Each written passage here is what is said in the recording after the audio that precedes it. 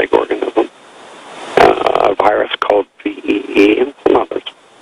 But this was just a national program that the Nunn-Lugar-Domenici amendment had brought into play. Well, that was a bizarre call. I mean, I would have kept him on, but when people start, saying I'm a victim, I don't know how I can prove that. If that person wants to send me proof or information, I'd like to see it. Maybe Mr. Hatfill will come back on and debate you. But we got him on today about Ebola. I would have told him up front if he was coming on about anthrax, but people sure want to know about that. Have you ever thought about writing a book about the whole anthrax debacle? Oh, yeah, I wrote one. I mean, I know you wrote one, but have you thought about writing one about now since it all, came out? I wrote one during the time. In fact, I think I read that book. What was the name of it? No, I haven't published it. It must have been a book about the anthrax attacks. 14 years goes by, you forget a lot of stuff. It might have been. Look, I'm used to this, so this isn't a problem. This happens all the time still. Once you're named a person of interest, that never goes away. It continues. Well, look. Until the day you die. If something happens in Austin now, a city of 2 million people, yeah, the folks online say I must be involved. I mean, it just goes on and on. Let's talk to Justin in Texas. Justin, you're on the air. Yes. Hey, Alex. How you doing? Welcome. Thank you. Thanks for having me. Shout out and props to all the guys on your staff. Everybody's doing an excellent job. Thank you, brother.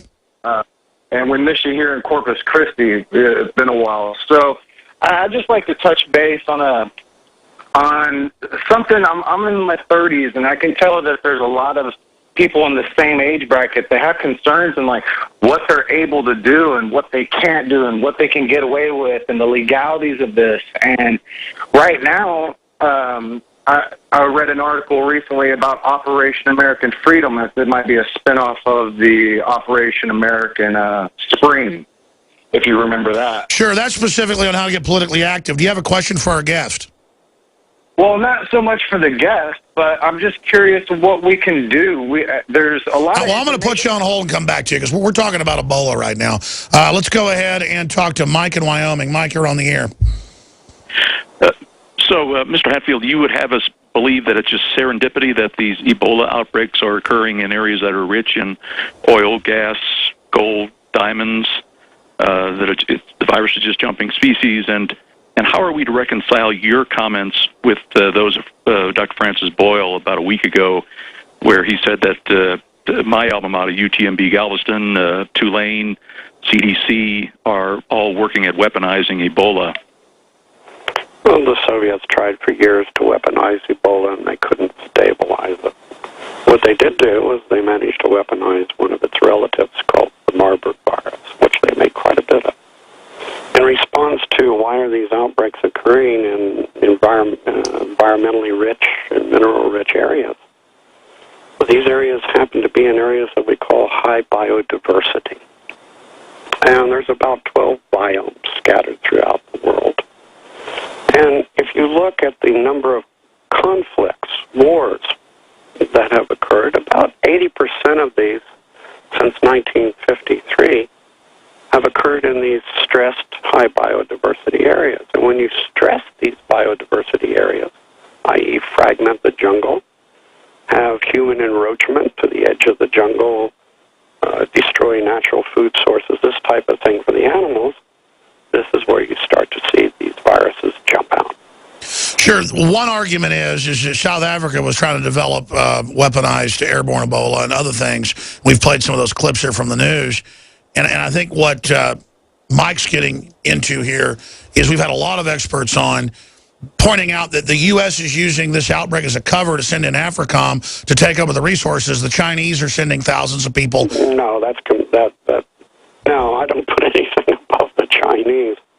But the United States, and it's a humanitarian thing. These soldiers that are going over are from a transport battalion.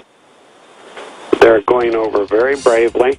I don't know what level of training they receive for self-protection against the virus, but they're going over there very bravely because their country asked them to participate. Well, it is true that I think they've got 5 hours training, so they're certainly not combat groups.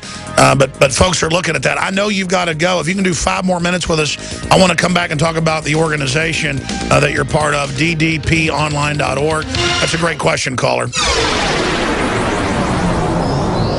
This is GCN, the Genesis Communications Radio Network.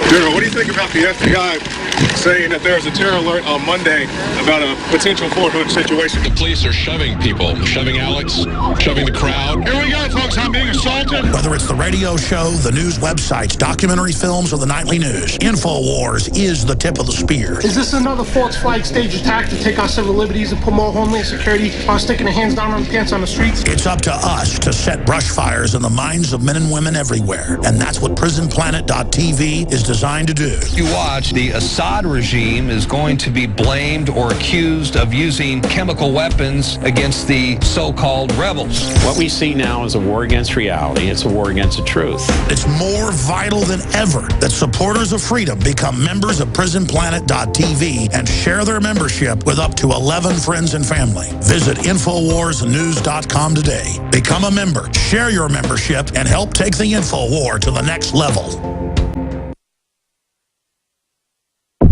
You're listening to The Alex Jones Show.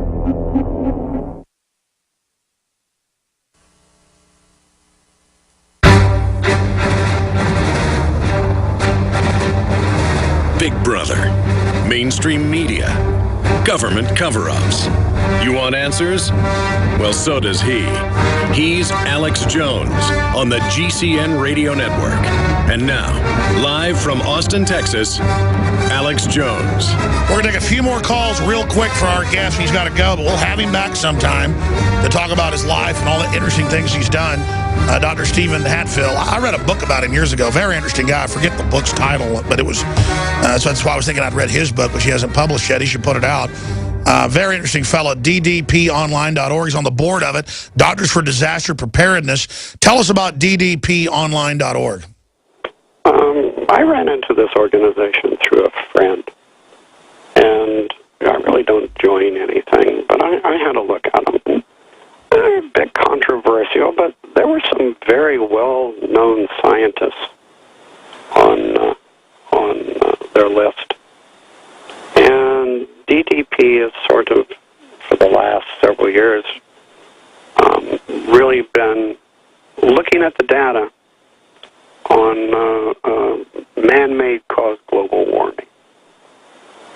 And some really distinguished people, Fred Singer, Dr. Fred Singer, Dr. Willie Soon, some very, very established scientists.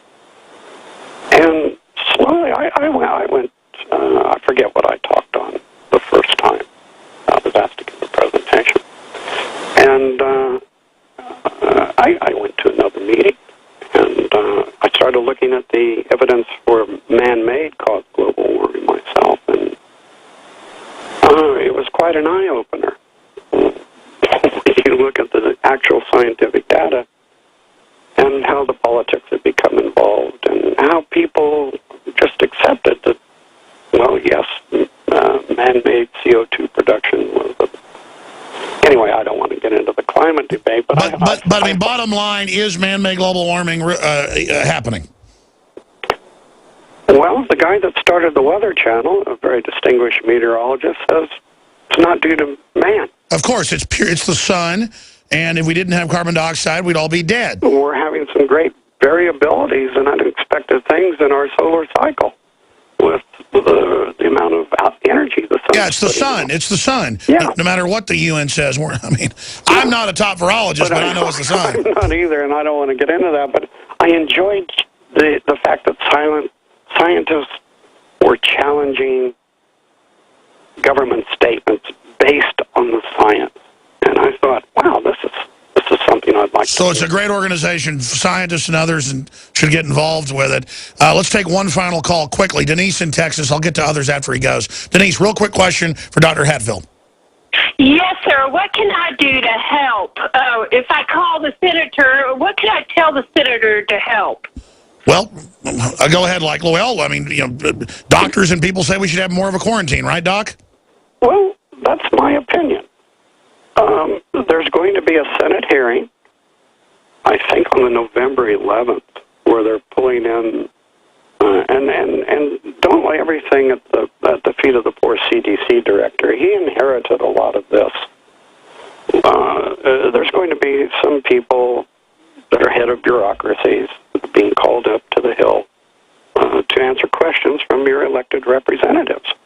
So if you had a particular question or something you want to, by all means, how it works in this country is you contact your elected representative and tell them you have a question they would like to be asked during that hearing, and cross your fingers and see if they ask it. Well, Doc, I know this. There's clearly an attempt to shut down Ebola news and to cover it up. That's why we're watching it so closely. Thank you so much for the time.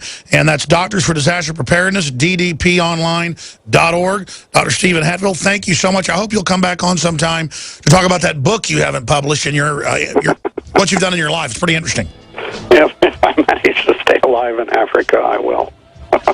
Oh, so you're about to go to Africa? Yeah. Oh, wow. Well, let us talk to you when you come back. All right. We'll think about that. All right. Thank you very much. Okay, sir. Bye. There he goes. All right. We're going to come back, get to other calls. You had questions, but you can speak to Ebola. Then we'll open it back up on election news. And we're just giving you different perspectives on Ebola from different well-known experts, okay? We'll be right back. Stay with us.